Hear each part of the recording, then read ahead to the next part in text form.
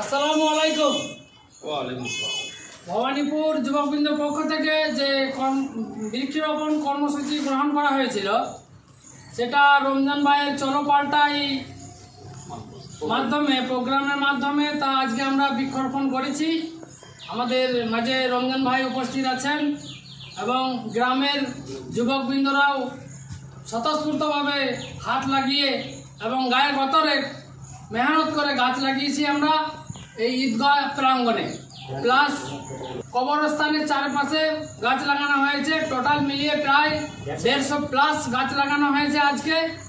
আমি সকলকে বলবো আপনারাও কিছু গ্রামে গ্রামে যুবকবৃন্দরা বা যুবক ভাইরা মন্দির মসজিদ যেসব প্রাঙ্গণগুলো ফাঁকা পড়ে আছে সেসব জায়গায় গাছ লাগানোর জন্য সকলে একতাবদ্ধ হয়ে যুবক ভাইরা গাছ লাগানোর জন্য এগিয়ে এসো।